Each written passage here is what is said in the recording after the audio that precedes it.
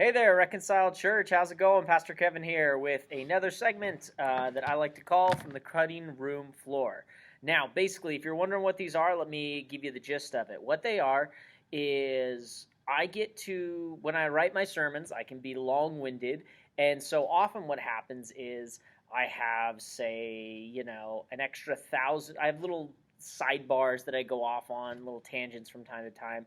And generally speaking, when those little tangents go off, like over about 1,000 words, I go, okay, that's going to detract from the sermon. And so I make a little video throughout the week in order to kind of give you the information. I think it's important information. It's just for the sake of time and for the sake of basically focusing on this kind of, on the key, big idea of the text.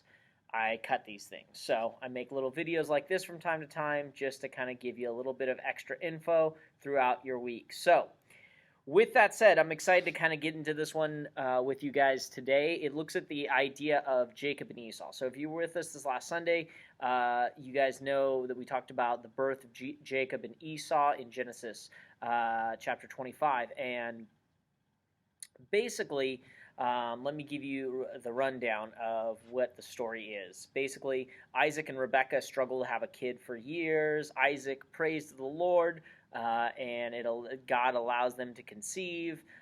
The children then struggle inside Rebekah to where she's like, oh my gosh, this is so painful. I don't know how I can survive this. And so she asks the Lord, she goes and inquires the Lord, and this is his response. Verse 23, he says, 2 nations are in your womb, and 2 peoples from within you shall be divided. The one shall be stronger than the other. The older shall serve the younger.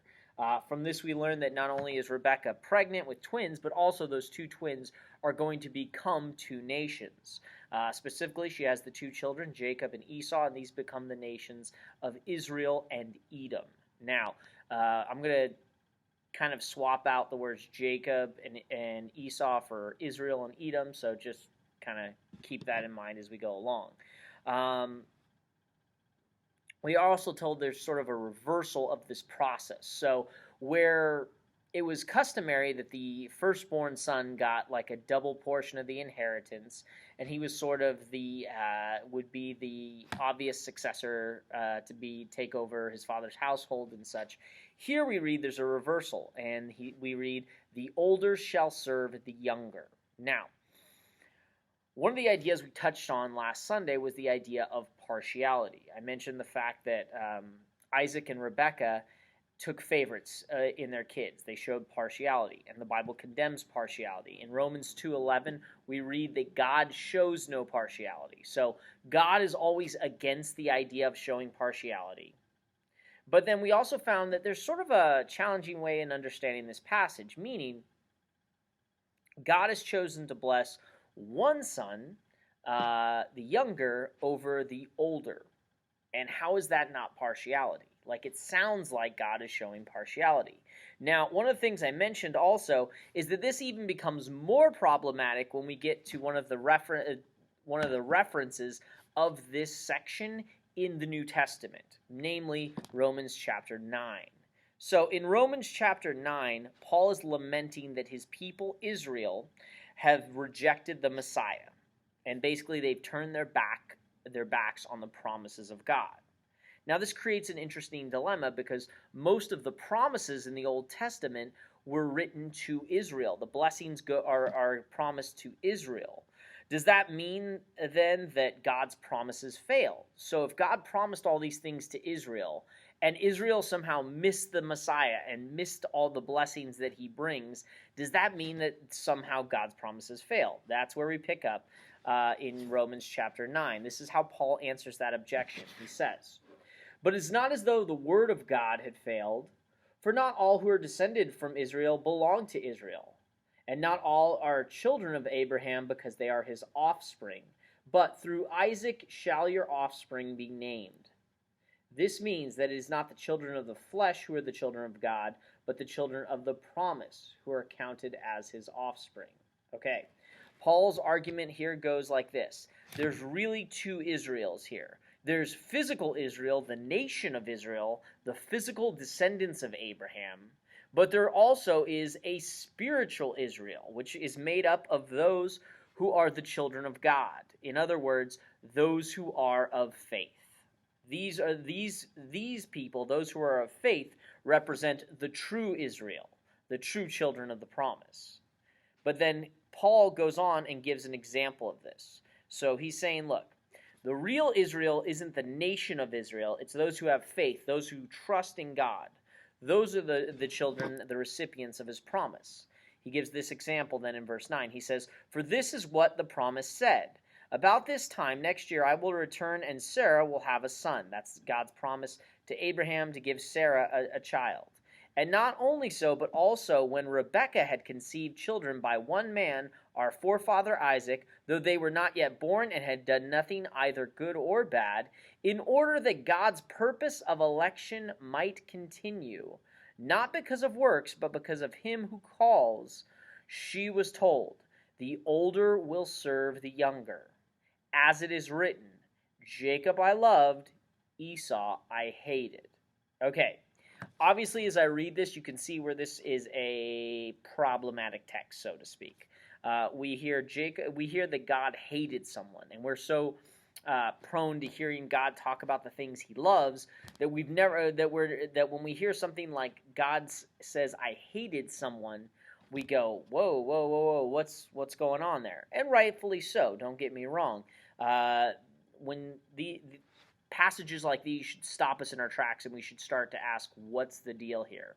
And so that's what I want to do this with our time this morning, or whenever you're viewing this, if it's the afternoon or evening. I want to talk about that a little more. So Paul gives a reason for the Lord's statement that the older will serve the younger. Specifically, he tells us here, why is it that the older will serve the younger? He says, it's so that God's purpose of election might continue, not because of works, but because of him who calls. So what Paul is saying is that the statement that Esau serving Jacob was given was to show God's plan and purpose was not based on what these sons would do, but rather it was based on, his plans and his purpose. He selected to have Jacob receive the greater blessing here. Okay? By the way, eventually we'll get to election more in our doctrines study as well, but for the purpose of this study, simply we can note that the reason that God says the older will serve the younger is that so that his purposes might stand, and God has chosen to give this special blessing to Jacob rather than to Esau. However, it becomes harder because when we get to the end of this statement, we read verse 13, where Paul ends with a more difficult statement. "Jacob I loved, but Esau I hated." Are we saying that God chose to hate Esau not on the basis of works? How is that not showing partiality? Okay, let's talk about that for a second. Now, first, what you should notice here is that the statement, "Jacob I loved, Esau I hated," does not come up in Genesis chapter 25. It's actually a quote from Malachi chapter 1. Now, why is that important? Well, for one, it allows us to read it in context and understand what God was saying when he said this. Also, this is a literary device you'll find in the Old Testament from time to time. God will sometimes go back and forth between using the names Jacob and Israel and Esau and Edom. In this case, the text is specifically referring to the nations, to the nation of Israel, which is referred to here as Jacob, and the nation of Edom, which is referred to as Israel. Let me read the passage out of Malachi in its context in order to give you a fuller understanding of this. Malachi chapter 1, verse 2. It says, "I have loved you, says the Lord, but you say, 'How have you loved us?'" This is God talking to Israel. "Is not Esau Jacob's brother, declares the Lord? Yet I have loved Jacob, but Esau I have hated. I have laid waste his hill country and left his heritage to jackals of the desert. If Edom says, 'We are shattered, but we will rebuild the ruins,' the Lord of hosts says, 'They may build, but I will tear down, and they will be called the wicked country, and the people with whom the Lord is angry forever. Your own eyes shall see this, and you shall say, Great is the Lord beyond the border of Israel.'" Okay, so the passage begins with God expressing his love for the nation of Israel. However, the nation of Israel doubts it. They ask the question, how have you loved us? So, God, this is, you have to imagine these people have gone through anything from slavery to exile and all these things. They've seen their nation crumble and be conquered and all these things. And the question is, God, how have you shown love to us if that's the case? And the Lord explains that he could have blessed the other brother. He could have blessed Esau.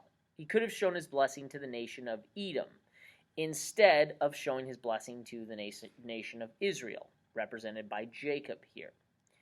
So, after all, Jacob had a brother whom the Lord could have chosen to bless. And, as we are showing, it's not based on something these kids have done. Jacob didn't earn God's favor.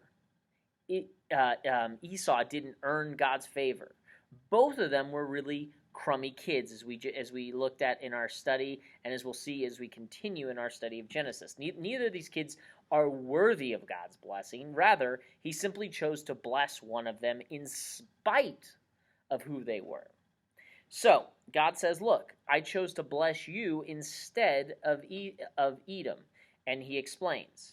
He chose to bless Israel as a nation. We read, yet I have loved Jacob, but Esau I have hated. And then he explains, I have laid waste his hill country and left his heritage to the jackals of the desert. So, God shows, look, you want to know my special you want to see that you have my blessing, my love? Look at the other nation. Look at Edom. I tore them down, and rightfully so. God is just in destroying Edom. We know I mentioned this a little bit, Edom was a wicked nation, and God was absolutely just in destroying them. The question isn't that, but then why didn't he destroy Israel the same way? Israel was perfectly deserving of God's wrath and destruction as well. Well, it's important to understand why Edom is brought up as a nation here. It's to make the comparison with Israel and God and how God has dealt with them. Now, at times the Bible makes comparisons between two things, often using love and hate, like here, as a way of showing the love-hate distinction here is specifically not to emphasize Edom or Esau, but to emphasize Israel, Jacob, okay? We find this at other times in the scriptures where the word hate is used to emphasize something else. Let me give you probably the most obvious example that comes to mind. One of Jesus's more confusing statements comes in Luke chapter 14. In Luke chapter 14, verse 26, he says to the crowds this, if anyone comes to me and does not hate his own father and mother and wife and children and brothers and sisters, yes, even his own life, he cannot be my disciple. Okay, now understand something here. The Bible absolutely calls you and tells you to love those people that Jesus just said, if a man does not hate those people. Jesus is not unaware of this. This is Jesus who said the two most important commands are love God, love neighbor, okay? So he's not saying, husbands, hate your wives, despise your wives. What's he doing here? He's making a comparison. So, by the way, just to give you a little example of that, the Bible says you're in sin if you don't love those people. The Bible commands us to love those people. See Paul's words in Ephesians chapter 5. He says, husbands, love your wives as Christ loved the church and gave himself up for her. In other words, if you do not love your wife, you are in sin according to the Bible. You are in violation of God and his word. So Jesus isn't saying, husbands, don't like your wives. Treat your wives like garbage here. Rather, what he's trying to do is draw a distinction. He says, basically, God gets first priority in your life. Your obedience to God is the first priority in your life. So much that if you were to compare it with all the other relationships where love is due in your life, specifically in your family, it would look like hate. Now, so that's the idea here. What he's saying is your devotion, your love for God, your devotion to the Lord, every other relationship, every other form of devotion and love pales in comparison to it. That's his point. As a matter of fact, I believe the Bible teaches that only when God has top priority in our life do we actually love people the way we were supposed to, we were made to, we were called to love them. In other words, love for God and love for people go hand in hand. You really can't do one without the other. You can't love your neighbor the way you're called to if you don't also love the Lord your God with all your heart, soul, mind, and strength. Make sense? Okay. So, as we love the Lord with all our heart, we are enabled to love others properly. So, going back to Malachi, what's God saying here? He's shown his special love to the nation of Israel. Why? Because he's crushed Edom for their disobedience and for their wickedness, but he's shown mercy to Israel. See, this raises another question. Has God then been unjust in showing mercy to Israel while punishing Edom? Has God somehow shown partiality by choosing to show justice towards Edom, but show mercy to Israel? Well, Paul anticipates this question, and it's the next thing he raises. In Romans chapter 9, going back to Romans chapter 9, verse 14, he says, "What shall we say then? Is there injustice on God's part? By no means. For he says to Moses, I will have mercy on whom I have mercy, and I will have compassion on whom I have compassion." Guys, I mentioned this briefly in our discussion on Sunday. Basically, grace is the right of the grace giver. Mercy is in the hands of the decision making of the person who's been offended. Okay, we still understand this, guys. If someone robbed your house, you have two options. You could press charge. Let's say you knew who the people were and you could prove it. You could either press charges or you could forgive them. But it's your right to do either. You're the one who's been wronged. The same thing is true about God in the Bible. We are all sinners, as the Bible teaches, and so we have wronged him. And so it's in his right to execute justice or display mercy. It's not up to us to say, God, you've got to do it this, you've got to show mercy to this person, you got to show mercy to this person, you got to show justice to this person. As a matter of fact, I believe if it were up to us, we would be cruel. We would say God is to show, should treat all people harshly. Why? Because when we feel offended, we tend to always seek justice. We rarely tend to seek mercy. We should never assume that God is somehow less merciful than us. Now, the point is that neither Israel nor Edom, neither Jacob nor Esau is innocent. Both are guilty. God is not withholding some good from Esau. Rather, he is simply choosing to show special grace and mercy to Jacob, which is within his right to do so. Also, let's not forget the context here, guys. Paul is contrasting the nation of Israel with spiritual Israel, those who are of Abraham with those who are of Christ. The point is to show God's mercy has extended beyond the borders of Israel, stretching all the way from the Jews to the Gentiles as well, which, ironically, some of which would have included the descendants of Esau, the Edomites. So, the reason is because God has extended his special blessing to those who are of faith, the true Israel. So, to kind of sum this up, this is the difference between partiality and grace. This is God showing mercy, not God showing partiality. Why? Because he is not obligated to show mercy to anyone. As Paul wrote in Romans 3:23, all have sinned and fall short of the glory of God. The right question is not, as I mentioned before, why not Esau? The real mystery is, why Jacob? Or even more so, why me? See, all of us have to understand that none of us deserve God's mercy. That's why it's mercy. None of us deserve God's grace. It's his unmerited favor towards those who do not deserve it, which includes us as well. So, the mystery isn't God's justice. That makes perfect sense. The mysterious aspect is that God would actually choose to show mercy towards the wicked. So, guys, I hope this helps clarify some things. I'm sure it raises more questions as well. I would encourage you to read the scriptures for yourselves. Read through the whole of Romans as well. We'll get there eventually as we're committed to teaching through books of the Bible. But I hope this helps you to understand when we read statements like, Jacob I loved, Esau I hated, where they're coming from and what it means and what the author is trying to emphasize.